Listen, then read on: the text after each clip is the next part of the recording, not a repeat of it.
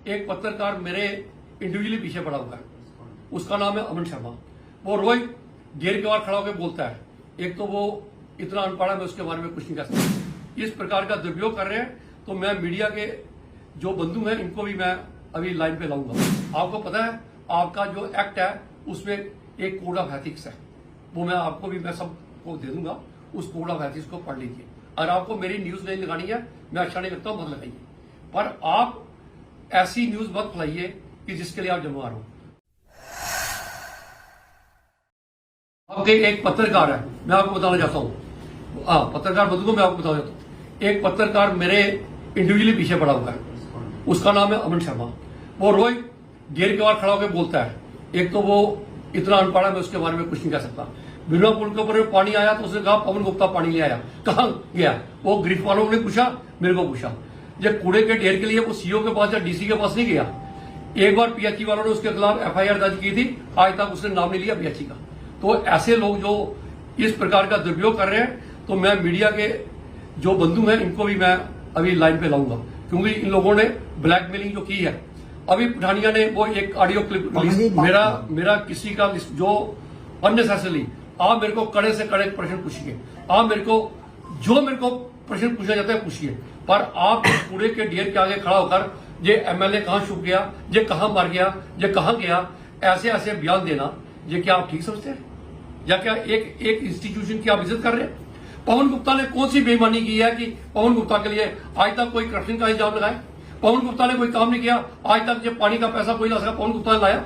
आपके जो mega project बंद पड़े थे बंद नहीं पिछले 6 महीने से, पवन गुप्ता ये लड़ जड़ के लाया। ये मैंने कट मोशन में दिया, चीफ मिनिस्टर के पास गया, मैंने इन प्रोजेक्ट को रिपोर्ट किया। देखिए, जो लोग नेगेटिव रिपोर्टिंग करना चाहते हैं, किसी के करैक्टर को नुकसान पहुंचाना चाहते हैं, this is known as character assassination in English में इसको चरित्र हनन कहा जाता है, कि आप किसी के केस में रोज द्वेषपूर्ण भावना से, आपको पता है आपका जो एक्ट है उसमें एक कोड ऑफ एथिक्स है, वो मैं आपको भी मैं सबको दे दूंगा। उस कोड ऑफ एथिक्स को पढ़ लीजिए। अगर आपको मेरी न्यूज नहीं लगानी है, मैं अच्छा नहीं लगता, मत लगाइए, पर आप ऐसी न्यूज मत फैलाइए कि जिसके लिए आप जिम्मेदार हो। और ये वही चैनल है जिसने पाकिस्तान के चैनलों को वो न्यूज दी नहीं दी। आज वो किस मुंह से खड़े हैं? ये लोग देशभक्त हैं, ये लोग देशभक्त हैं जिन्होंने पाकिस्तान के चैनलों ने पूरा प्रसारित किया। ऐसा है, ये लोग समझ जाएं कि नेगेटिव रिपोर्टिंग से कुछ नहीं बनेगा। पवन गुप्ता को जब तक परमात्मा का आशीष है तो मेरे को किसी की परवाह नहीं है। मैं जनता की चरणों में कदर करता हूं कि उन्होंने मुझे इस बार फिर चुना। और क्या एक किसी, मेरी बात सुनिए, एक किसी तोप का इस्तेमाल नहीं किया था, चूहे के लिए कोई तोप का इस्तेमाल नहीं किया था। महारानी का दावा मैंने जिसके केस में किया है वो भी भुगत रहा है। जिसके केस मैंने महारानी का दावा किया ना, आज पिछले 8 साल से भुगत रहा है। जब मैं करूंगा ना, मैं पवन गुप्ता हूं, मैं खाली किसी को कहता नहीं हूं, जो कहता हूं करता हूं। मैंने उसमें 75,000 रुपए के सिर्फ स्टाम्प लगाए हैं, जो 3 करोड़ का मैंने दावा किया है। ऐसा है कि मैं किसी के अगेंस्ट व्यक्तिगत नहीं हूं, और रोज कूड़े के ढेर के सामने मेरे फोटो लगाएंगे, रोज वहां पर रेड कार्पेट बिछाएंगे ये लोग। आप एक मेरे को बताइए, एक रमीज ने ऑडियो क्लिप वायरल की है, किया ना आपके लिए, उसका उसने खंडन क्यों नहीं किया?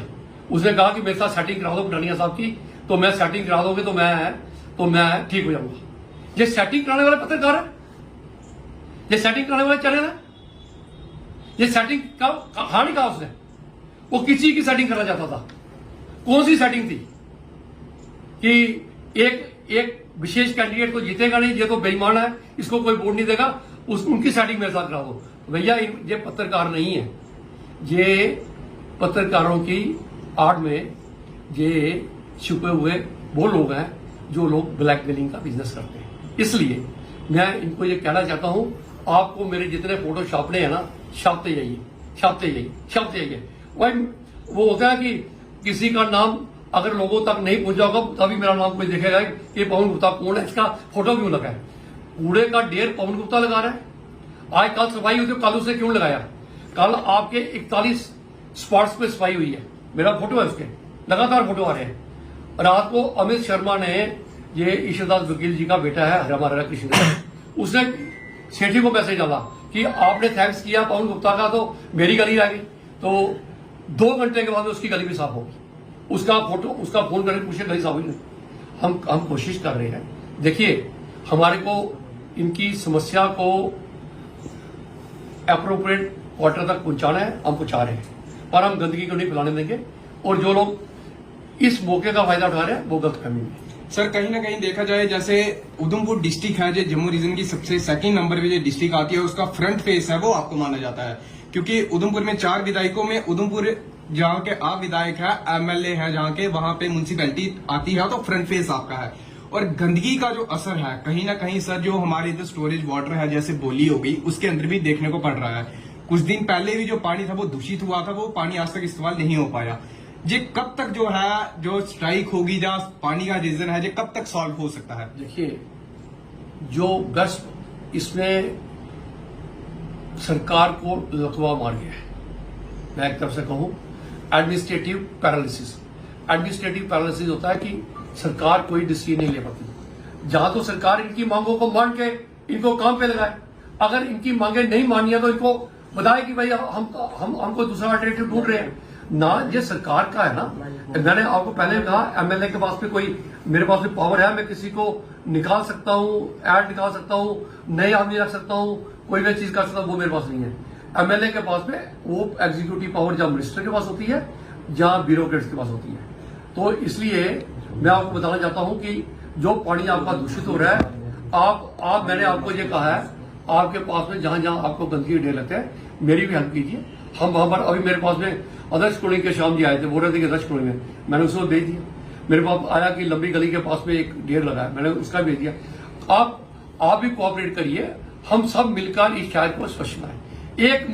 मैं आप पत्रकार बंधुओं से हाथ जोड़ के प्रार्थना करता हूं, भाई आप रोज एक अपील डाल दिया करें, अपना कूड़ा जो है वो डोर कलेक्शन वालों को दो, घर के बाहर मत फेंको। नंबर 2, उनको जो 50 रुपए या 100 रुपया जो उन्होंने रखा है, उसकी डोर कलेक्शन का पैसा दे दो। अगर आप ये इतना से समाज सेवा कर दोगे ना, उधमपुर नंबर 1 पे चमकेगा। मैं आपको श्योर कर सकता हूं, मैं आपके साथ हूं। आप जो देखिए, आप पत्रकार बंधुओं की वजह से ही मैं अपनी बात को आज तक लोगों तक पहुंचाता रहा हूं। मुझे आप पत्रकार बंधुओं का पूरा एहतराम है, पूरी इज्जत है, पूरा मान है। और मैं चाहता हूं कि हम एक ही गाड़ी के 2 पहिए हैं। आपका पहिया भी मेरे साथ में उतना ही बराबर घूमे, आप भी मेरी मदद करें। आप मेरे को ले जाए शहर में जहां जहां ले जाना है, तो मैं वहां पर देखूंगा जहां जहां पर मेरे लायक काम होगा, और जितना पैसा अवेलेबल होगा उसको देंगे, हम आपका काम करेंगे। देखिए, मैं आपको अश्योर कर सकता हूं, क्योंकि अगर 5 साल का मुझे दायित्व मिला है, तो आप लोग जितना मेरे को क्रिटिकली चीजें बताएंगे, आप मेरे को कड़े सवाल पूछिए, मैं उसके लिए तैयार हूं। पर किसी को व्यक्तिगत उसकी छवि पर आप अटैक करेंगे तो वो बड़ी बुरी बात होगी। ऐसा है कि व्यक्तिगत छवि जो है ना, मैं कभी किसी की व्यक्ति छवि में नहीं बोलता हूं। और मेरे को पिछले 20 दिन से लोग बोल रहे हैं कि आपके ऊपर में लगातार अटैक हो रहे हैं। मैंने बोला यार, मैं किसी का जवाब, आज क्योंकि आपके साथ वार्ता थी तो मैंने जवाब दे दिया। और मैं आपको बताता हूं कि इस प्रकार की पत्रकारिता से ना तो पत्रकारों का लाभ होता है, ना ही आप लोगों के समक्ष अपना कोई जो पक्ष रखते हो, लोग उसको इग्नोर करते हैं। तो लोग सब जानते हैं, आप वही पक्ष रखिए जो सकारात्मक हो, पॉजिटिव रिपोर्टिंग कीजिए, पॉजिटिव माइंड सेट से चलिए, तो लोग आपको भी सराहेंगे। अगर आपने मेरे से कोई काम लिया तो उसको भी सराहेंगे। अगर कहीं हमारी कमी रही होगी उसको हम पूरा करेंगे। मैं मानता हूं, मैंने कल अल्टीमेटम दिया था, मैंने कहा मैं इसको गंदगी उठाऊं, नहीं तो मेरे को फिर कुछ करना पड़ेगा। तो कल ये परसों रात से स्टार्ट हुआ, मैंने परसों ही कहा। मैं तो आपको पता है मैं श्रीनगर में था, उसके पहले मैं दिल्ली में था, मैंने उधर से भी इनको फॉलो करता रहा। मैं गंदगी उठाने से ना तो उनकी मैं स्ट्राइक को खत्म कर रहा हूँ, ना तो मैं उनकी डिमांड्स हैं उनको मैं नकार रहा हूँ। मैं सिर्फ जो एक शहर में एक जो बहुत बड़ी समस्या खड़ी हुई है उसका हम समाधान ढूंढ के कर रहे हैं। मैं हो सकता है कि हम पूरा समाधान एकदम ना ढूंढ पाए, क्योंकि 130 कर्मचारी स्ट्राइक पे हैं, तो उसमें थोड़ी कमी पेशी रहेगी। मैं आप पत्रकारों से माफी चाहूंगा, उतनी देर के लिए आप मेहरबानी कीजिए, और जो भी बेस्ट पॉसिबल हम करेंगे।